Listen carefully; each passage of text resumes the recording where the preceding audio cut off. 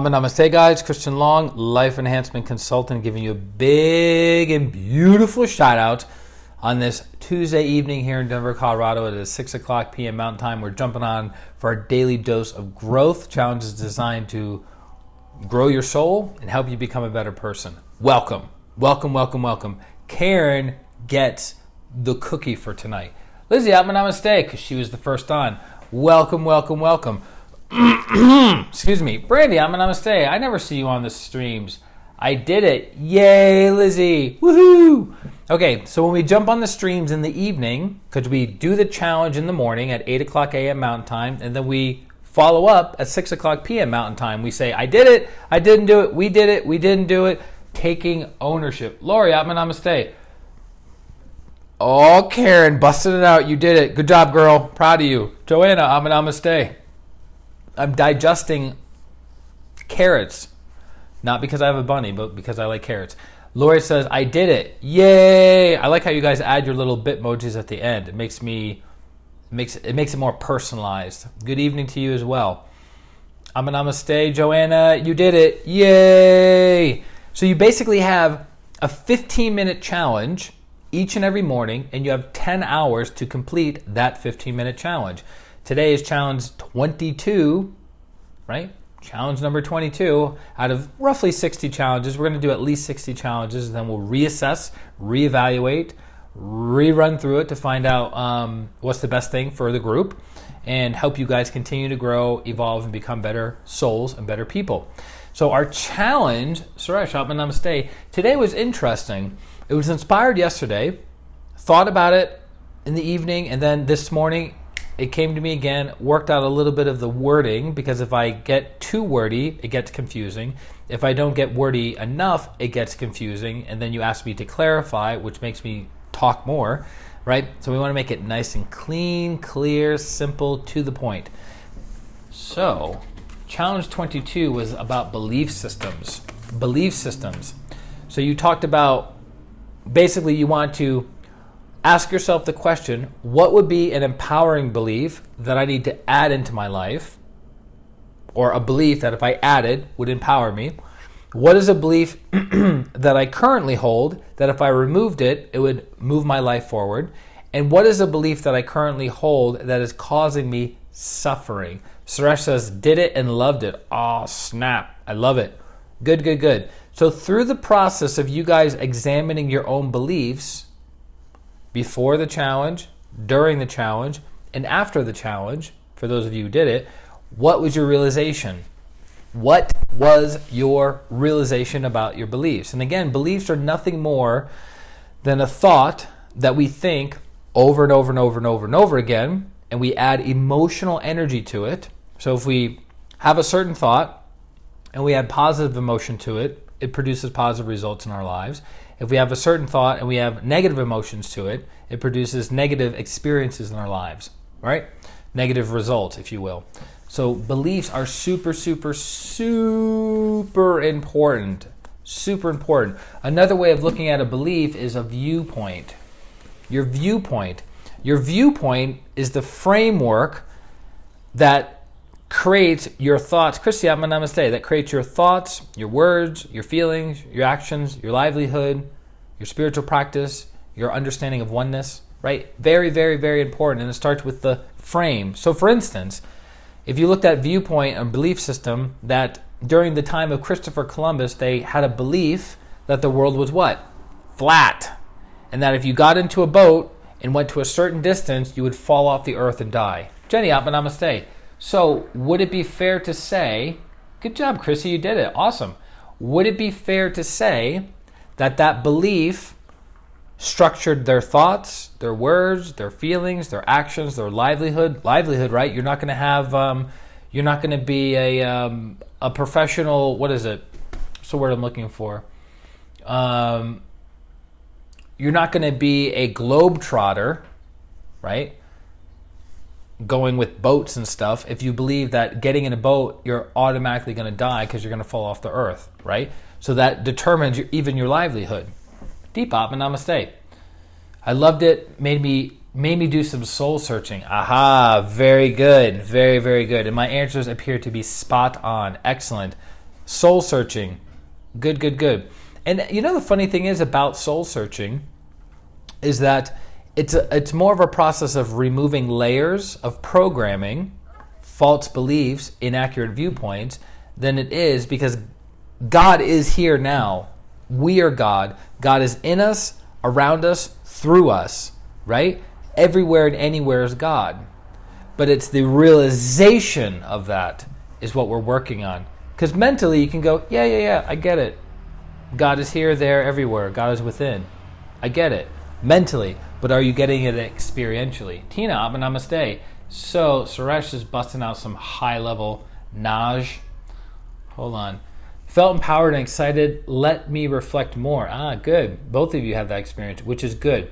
I identified more beliefs and wrote them down, made a firm commitment to work on them to achieve more greatness in my life. Excellent. Lizzie says, during the challenge, all of my thoughts were around the topic, so it made me self-aware of specific situations. Good. With awareness comes inner transformation. Karen says, I went pretty deep with it from your background and landmark. I didn't think I would write down the things I did. It helped me understand myself better. Mission accomplished. Paula, namaste. I owe you a text message. Tina says, we did it. Biz, namaste. Bam. What else? Well, so when we do our evening sessions, like right now, we share, we did it, we didn't do it. Then we share our awareness before, during, and after of doing the challenge. And then we talk a little bit about the higher teachings connected to the challenge that we all experience, which is what we're covering. So your belief system creates a frame of your life. So think about this. Limiting beliefs do what? Limit your life. So whenever you say, I can't, I won't, I can't, I coulda, shoulda, woulda, right? I coulda, shoulda, woulda. You're limiting your energy, you're limiting your life. But empowering beliefs do what? Break free of those limitations and allow you to do expansion. Very, very important. What else? What other insight that you guys want to share from your experience of working on your beliefs? Again, the challenge was, one, coming up with, if you adopted this empowering belief, how would it change your life? Right? So a belief if you adopted it, would empower your life. A belief that if you removed it, would empower your life, move your life forward. And then a belief if you removed it, it would alleviate your suffering. I'll give you an example. One that I've heard before many, many times is, okay, all men are pigs.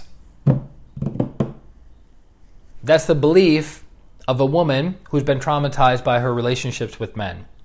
So if that belief is all men are pigs, is she ever going to have a loving, fulfilling relationship with a man? Almost can guarantee that that's not going to happen. Almost, right? What if a wealthy man says all women are gold diggers? Okay? That viewpoint determines what that person's going to think, what they're going to say, what they're going to feel, what they're going to do, who they're going to interact with, how they're going to interact with people, all of these different things, true or not true. Why? Because of the belief that that person has about the opposite sex. Do you realize we have hundreds and hundreds and hundreds of beliefs? Most of them are unconscious. How's that for a mind blow? Most of your beliefs are unconscious. So Grandmaster Chogo Koksui says what closes the gap between the conscious mind and the subconscious mind is awareness. That is what closes the gap between your conscious mind of like, okay, I know I have certain beliefs, but wait a minute. What the heck are my beliefs? What are my beliefs around money? What are my beliefs around relationships? What are my beliefs around health? What are my beliefs? Well, what are you doing? You're closing the gap. You're closing the gap. You're closing the gap between your conscious mind and your subconscious programming of limiting beliefs. Most of our beliefs get installed from about 5 years old to, say, 10, 12 years old. And then we spend the rest of our lives playing out a script, playing out a belief. Okay? Hold on, everyone. Let's all relax. All right, so Tina says, it helped me be more aware of what I need to open myself up to more of and let go of things that hold me back. Perfect. Found this from you. Suresh is sharing with us an article that I wrote. Today's quote, constancy of aim and effort is the quality needed for greatness, MCKS. That's an old article. I haven't written for Medium in about 2 years. Well, thank you for sharing it with the group. Paula did it. What? Yeah. Paula moves into a new place. Energy is expanded, and she still has time to do the challenges. Super proud of her. Joanna says, no, I don't know what the reference on that was because the timing is off a little bit. Karen says, great examples. These came up during the exercise. Very good. Very, very good. Lori says, I started closing the gap right after I became aware of these beliefs about myself. Perfect. This is an ongoing practice.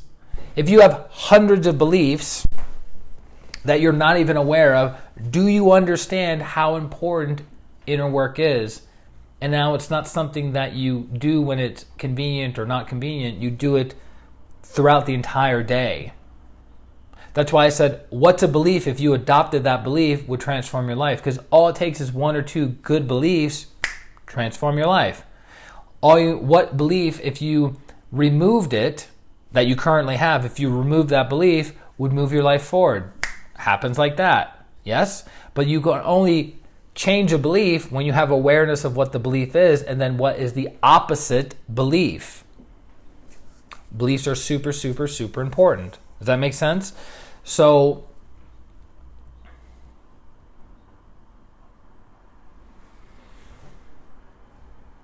think about this belief. People can't be trusted. Do you understand how that would negatively affect your interactions with everybody? People cannot be trusted. So that relates to money, that relates to intimacy, that relates to professional relationships, that relates to fill in the blank. People can't be trusted. So if that's your belief, that you have the thought, you think it over and over again, and you put what? Negative emotions into it. Do you see how that creates a limiting belief in your life? Another one that Grandmaster Cho Koksui would cover would be making money is hard. If that is your belief, that making money is hard, versus what's a more empowering belief? Making money is easy. Hello. So if your viewpoint is making money is hard, you tell that to yourself over and over and over again, you energize it with negative emotions, it keeps materializing in your life month after month, year after year, decade after decade. Because what? It's a self-fulfilling prophecy. Making money is hard. Hello. But if you say making money is easy, making money is easy, making money is easy, making money is easy, look at prosperous people. Energy and prosperity flows to them. They're not chasing it. Truly prosperous people. You can have lots of money and have poverty consciousness. I know it sounds like an oxymoron, but there's other levels of truth to that. So Paul is saying trust. Yes. So if you don't trust people, that is the belief that guides your thinking, your speech, your feelings, your actions, your livelihood, right? So you live a very unfulfilled life. What's another one? I mean, you can actually go, there's websites that have lists of limiting beliefs. And you can go, I have that one. Wait a minute, do I have that one or don't I have that one? And then you reflect. So beliefs are extremely powerful. So the 3 kinds of energies you want to remove are limiting beliefs, calcified thought forms, which are in the throat chakra, and then preconceived ideas. Ooh, that's a big one, right? Preconceived ideas. Do you know, she's so cute and fluffy. Do you know, you ready for this? Watch, I'm going to blow your mind. Do you know why it's hard for us to see the people closest to us in different light? Because we have preconceived ideas about them. That's Christian. That's how he is. Preconceived idea. That's Joanna. That's how she is. Preconceived idea. That's Suresh. That's how he is. Preconceived idea. That's Karen. That's how she is. Preconceived idea. So by having preconceived ideas about someone, you hold an energetic frame for them that it makes it difficult for them to break free of, because they're close to you, which means you interact with them, which means you see them the same over and over again. Have you ever had a puppy and you don't see the puppy growing, but you have a friend that saw the puppy today and then comes back a month later and they go, whoa, the puppy got giant? Or the same thing with a baby. Wow, the baby got giant. Julian, namaste. Because that person doesn't have they're not in it. They're not so close to it. So they have less preconceived ideas. So when somebody meets you for the first time, guess what they don't have? In general, they don't have preconceived ideas of you. You want to know something interesting? As soon as the person says something or does something that reminds you of your past, what do?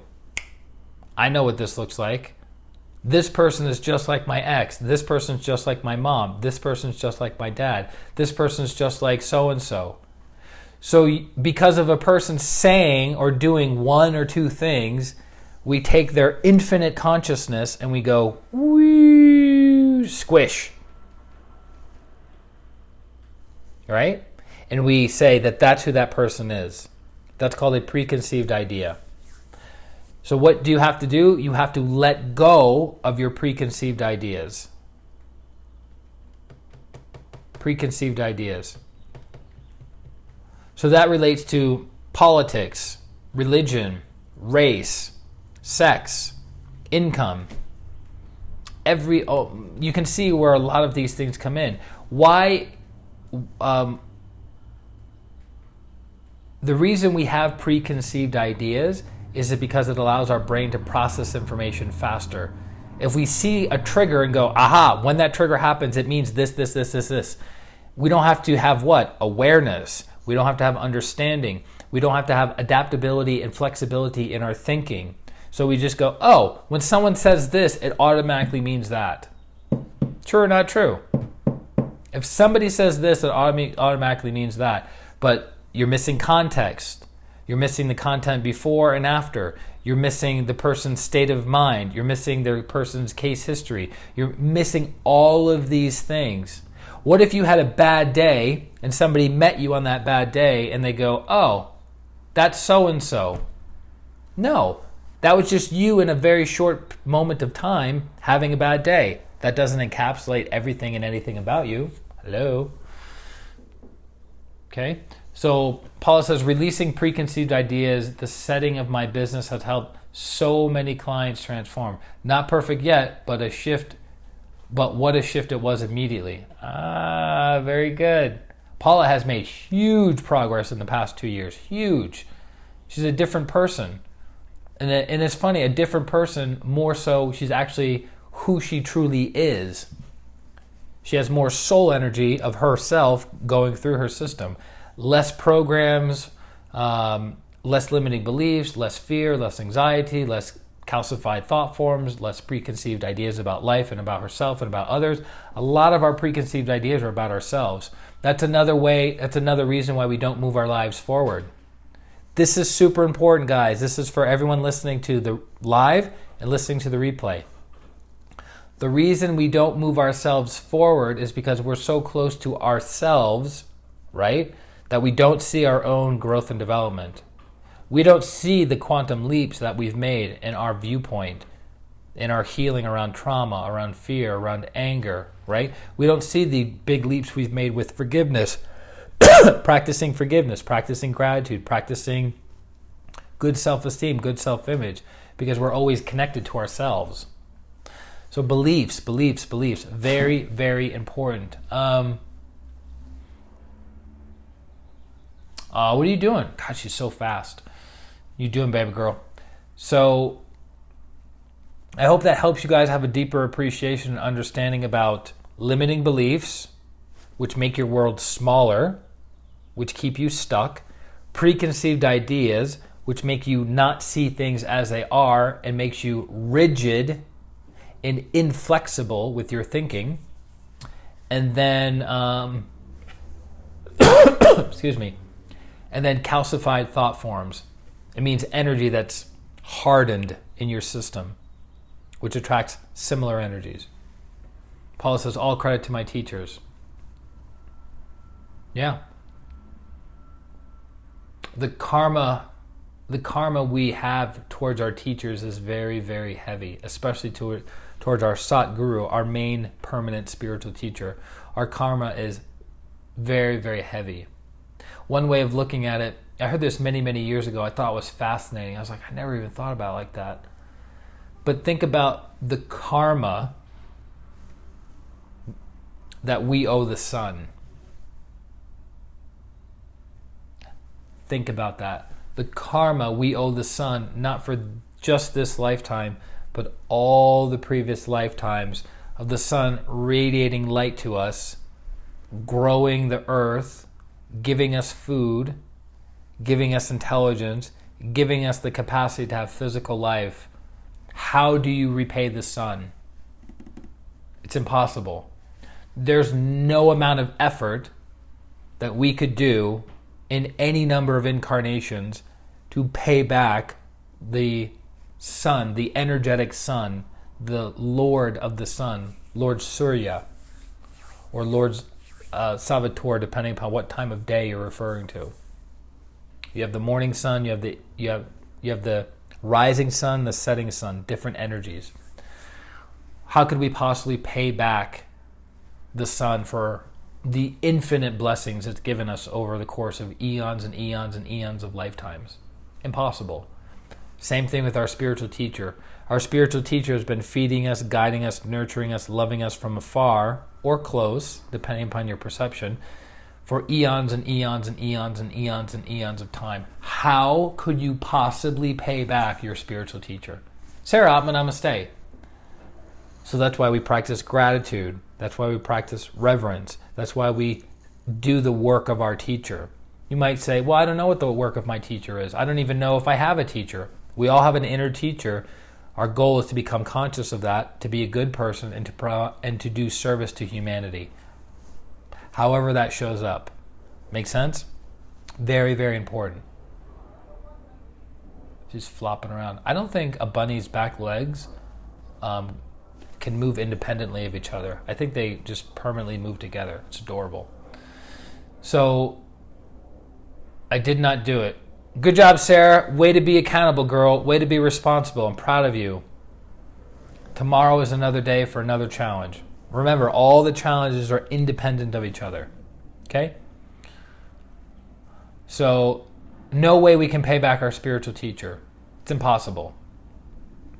It's not like somebody gave us $1. We're borrowing $1 from somebody, and then we give them $1 back, or maybe $1.10 back for interest. Right? It's pretty simple, one for one. For our spiritual teacher, it's impossible to pay them back, because they have served us and helped us and healed us and guided us for eons of time. How do you pay that back? It's impossible. How do you pay back the sun? Impossible. How do you pay back the galactic God, galactic logos? Impossible. These are beings beyond our comprehension. But they love us, they nurture us, they provide energy for us, and they help us evolve on our human kingdom level. And then we grow up to be bigger kids. We become graduates. We become alumni, and we come back and we help other souls. Pretty cool, right? So that's our challenge for today. If you got value out of this, please share it on your personal or professional Facebook pages. Get the word out there about the daily challenges, the daily dose of growth, so we can have more people jumping on. You're all worked up. More people jumping on, experiencing beautiful things with each other. Suresh says, we can also never pay back your parents for giving us a physical body. Partly, yes. That's a very, very good point by Suresh. The physical sacrifice and agreement that our parents made to give us a physical incarnation, we can only be grateful for that. Even if our parents abandoned us, even if our parents neglected us, even if our parents abused us, we still owe a tremendous karmic debt to our parents. Not that we can't pay that back per se.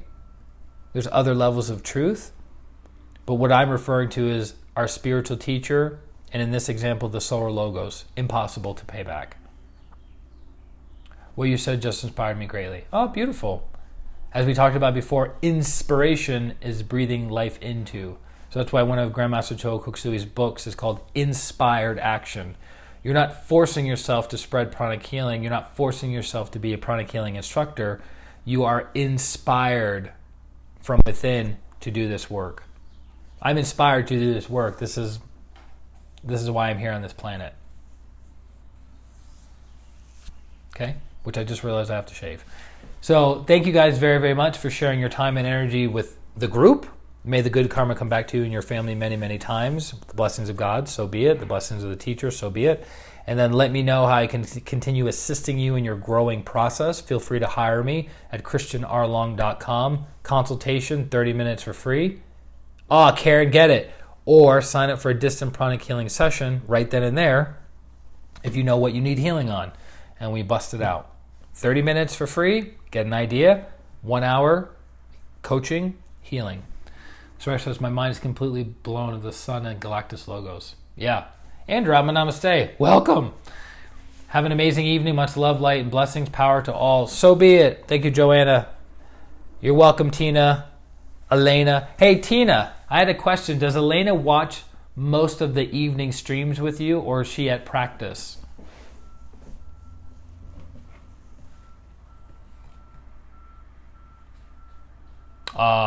Good, Lori. I'm glad you love tonight. Tonight is the night of love. Remember that song from the early 90s? Together forever. I got alcohol over here. Not drinking alcohol, isopropyl healing alcohol. I think this is leaking. It might be leaking. I might need to buy a new one. Get it, Paula. Get it, Karen. I'm waiting for Tina to answer my question.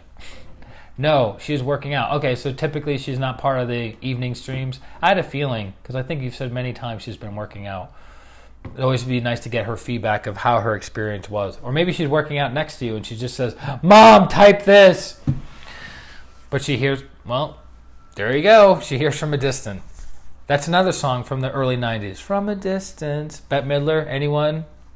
We all are something, something. All right, well, thank you guys very much. I'm going to take a salt bath, cleanse up my energy body, get my act together, feel inner peace, happiness, and joy. Can you wash a bunny, by the way, in the bathtub? Do bunnies like to get washed, or do they just like to wash themselves? She would be hysterical, all soaped up. Probably I shouldn't soap her up. Oh, she's all stressed out. Me too. You want to be soaped up too, Paula? Tina says usually does. Okay, perfect. Yeah, I don't know if I can wash her or not. I got to look that up. I don't have bunny soap or, I don't know, any of that stuff. I'm still a learning parent. What is it? Animal dad? Dad animal? I don't know what they call it. Yep. You're so funny. All right, guys. Wait, similar experience and awareness. About what? Oh, got it. About today's challenge. For sure. Perfect. All right, guys. Have an amazing evening. Christian Long, Life Enhancement Consultant. Wishing you a beautiful day, week, and life. Atma Namaste. Bye-bye.